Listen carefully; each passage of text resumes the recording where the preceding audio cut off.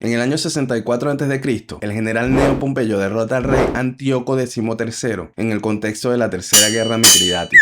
Ese mismo año, Siria se convierte en una provincia romana. En la provincia romana de Siria está el valle de Beká, y en ese valle los romanos construyeron, a base de megalitos, los templos romanos más grandes que sobreviven a nuestros días. Estamos hablando del yacimiento que hoy conocemos como Baalbek, que además de imponente por el tamaño de sus columnas, también es muy enigmático por todas las teorías que se han creado sobre cómo fue su construcción. Pero los orígenes de esta región prácticamente datan de los orígenes de las primeras civilizaciones orientales. Está ubicado en el creciente fértil, o media luna fértil como también se conoce, que es la región donde se cree que se asentaron las primeras poblaciones, que luego se convirtieron en las primeras ciudades organizadas del mundo. Sin embargo, solo se pueden confirmar dos asentamientos cananeos que datan de la Edad del Bronce, entre el 2900 al 2300 a.C.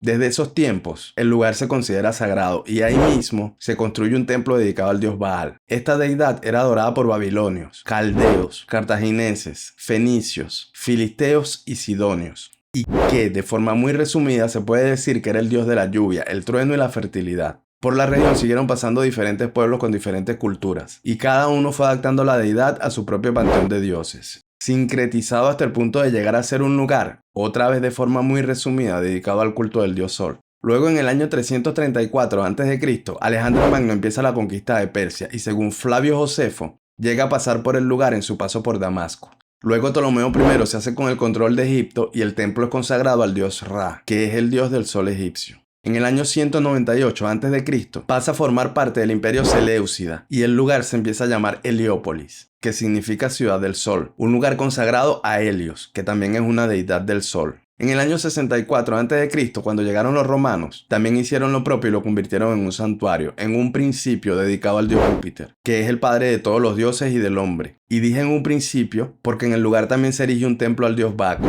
El dios Baco es el dios del vino para los romanos, entre otras cosas. Desde ese momento, emperadores como Nerón, Trajano, Antonio Pío, Caracalla, Filipo el Árabe y Séptimo Severo invirtieron en la construcción de los templos, hasta que llegó el año 313 después de Cristo.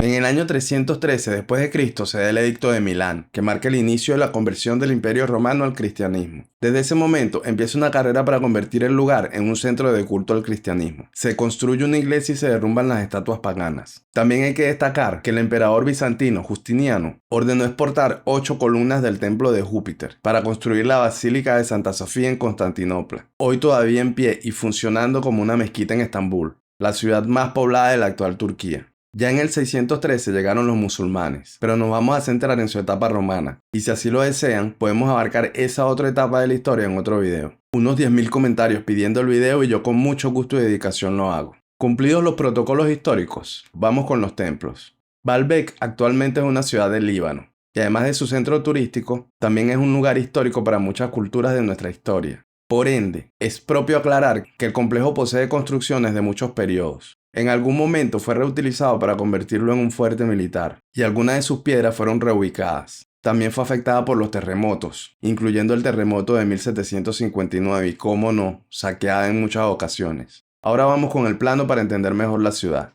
A la izquierda de la pantalla podemos ver el templo de Júpiter, el templo principal y más grande de todos. El templo más grande jamás construido por los romanos. Y en la esquina inferior izquierda tenemos el templo de Baco, que fue construido posteriormente pero también en la etapa pagana del Imperio Romano. Nos vamos a enfocar en estos dos templos porque son los únicos que sobreviven a nuestros días. El resto de los edificios yacen en el piso o solo quedan los cimientos de lo que fueron.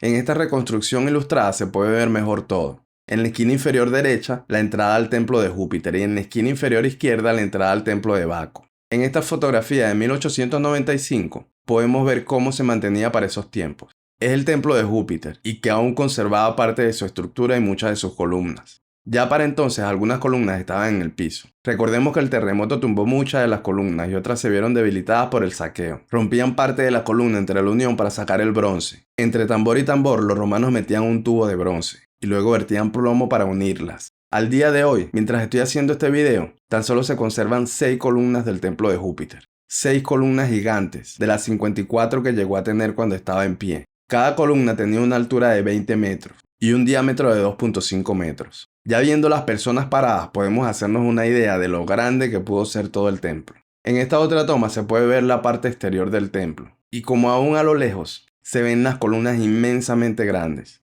también se observan las columnas que están en el piso, algunas caídas por el terremoto y otras desmanteladas para ser usadas en las construcciones posteriores de la Edad Media. El templo de Baco corrió con mejor suerte al pasar los años y se conserva mucho mejor.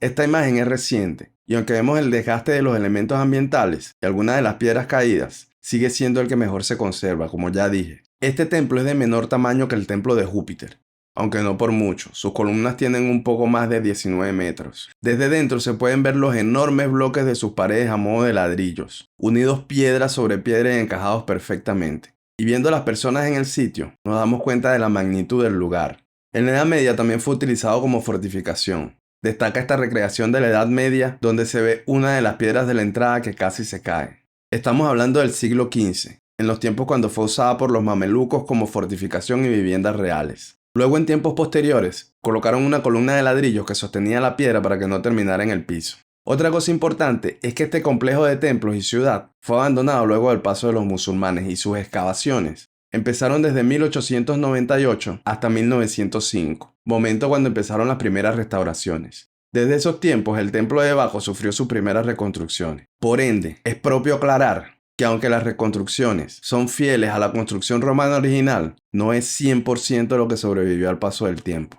Hoy en día, ya la piedra que estaba sostenida por la columna fue colocada en el lugar más o menos como estuvo en la construcción original. La fachada lateral del templo de Baco no solo muestra la magnitud de las columnas, también se pueden ver las inmensas piedras que sostienen esta columna. Bloques gigantes de granito rosa que fueron encajados como piezas de un rompecabezas. Encajados perfectamente y según arqueólogos expertos en construcciones antiguas, los bloques fueron hechos con técnicas antisismo. En esta imagen se puede ver mejor de lo que hablo. Lo he marcado con líneas para que se vea mejor y podemos ver que las piedras no son exactamente cuadradas. Más bien tienen biseles que encajan y ese es el sistema antisismo del que hablan los expertos. Parece que el bloque se quebró con el tiempo, pero no. Fue la forma de encajarlos entre ellos de forma irregular para que soportaran movimientos. Ahora vamos con la piedra de la mujer embarazada, que nadie tiene claro por qué le pusieron ese nombre. Además de las leyendas sobre que fue tallada por mujeres embarazadas, que una mujer embarazada de la época afirmó poder moverla a cambio de manutención hasta que diera luz, y que otra decía que tocar la piedra aumentaba la fertilidad, no hay otra explicación.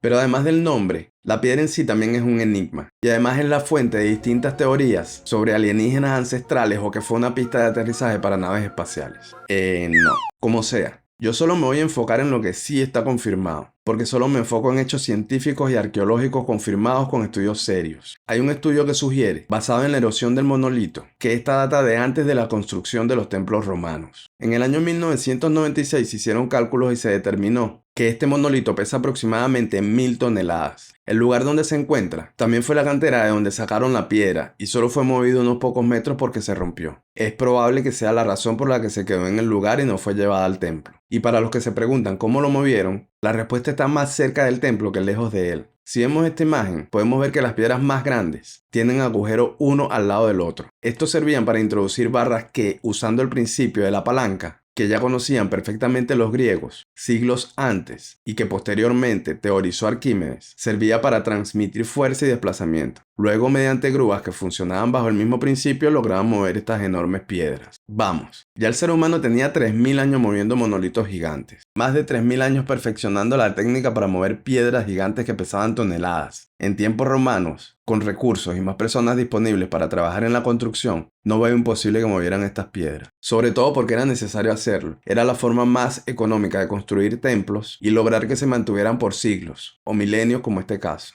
Aunque siendo estrictamente riguroso, también hay que decir que no hay pruebas científicas ni arqueológicas que confirmen cómo fueron movidas estas enormes piedras. Que eso tampoco dice que la explicación sea interespacial. Pero como ya sabemos, en la ciencia todo hay que probarlo una y otra vez. Y eso es algo que no ha pasado. Así que siendo estrictamente riguroso, se puede decir que no hay estudios científicos concluyentes que confirmen cómo fueron movidos los monolitos de Baalbek. Pero si me permiten dar mi opinión, yo creo que la respuesta más simple es la correcta. La movieron usando grúas y con todo el dinero disponible que tuvieron los romanos, solo fue cuestión de tiempo y más nada. No sé qué piensan ustedes. Me dicen en los comentarios si de verdad creen que esto realmente fue hecho por extraterrestres y que servía como plataforma de aterrizaje de naves espaciales. Más allá de eso, no hay duda que este lugar es una maravilla de nuestro pasado y por suerte sobrevivió algo para ver y asombrarnos con la grandeza de esta estructura. Un lugar que por las guerras que azotan esa zona ha estado en peligro muchas veces y que tenemos que conocer ahora mismo, porque no sabemos qué otro conflicto puede ocurrir en el Medio Oriente y terminar por destruir este patrimonio de la humanidad. Los que tengan la oportunidad de viajar y conocerlo en persona, que lo hagan y documenten todo lo que puedan. Que más personas conozcan estas magníficas estructuras es lo que necesitamos para que los temas educativos y culturales empiecen a ser los protagonistas de todas las tendencias en el mundo. Una utopía, posiblemente, pero soy un soñador amante de la historia y me niego a renunciar a mis sueños, como el sueño de llegar al 1.000.000 de suscriptores. Nos faltan 999.816, así que suscríbete que ya nos falta poco. Muchas gracias por ver el video y espero que les haya gustado. Agradezco mucho sus comentarios y si pueden dejar un like, más agradecido estaré. Eso ayuda mucho al crecimiento del canal y si te gusta la historia es tu parte del trato. Mi parte del trato es seguir investigando y seguir haciendo videos, seguir mejorando la calidad de los videos y seguir publicando semanalmente un video. Nuevamente muchas gracias a todos por estar ahí y nos vemos en el siguiente video.